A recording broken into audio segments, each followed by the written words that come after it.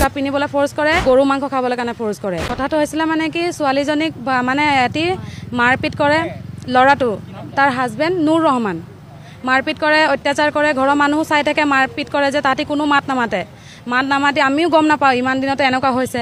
বেলেগ এজনী ছোৱালীৰ নাম্বাৰত ফোন কৰি মোক একদিন জনাইছে যে এনেকৈ হৈছে। মই লগালগ নেক্সট ডে আহিছোঁ। অহাৰ পিছতে ছোৱালী দেখিছোঁ কণ্ডিশ্যন ভাল নহয়, বহুত বেয়া অৱস্থাত, আৰু তাই প্ৰেগনেণ্টো আছে। সেই টাইমত 5 মান্থৰ মানে 5 মাহৰ আছিলে।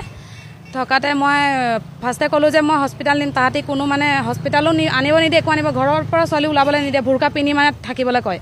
আৰু এতিয়া যিখিনি যে এতিয়া যে মাজতে যোৱা 1 তাৰিখ যে আহিছে গ'ল, সেই 1 তাৰিখে ছোৱালীজনী মোৰ ঘৰলৈ গৈছে, বহুত অত্যাচাৰ কৰিছে, মাৰপিট কৰি তাই মানে নোকোৱাকৈ মানে মোৰ ঘৰ গ'ল।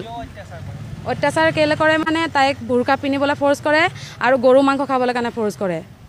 আৰু তাৰ পেটৰ বাচ্চাটো তাহাঁতি মানে মাৰিবলৈ বিচাৰে।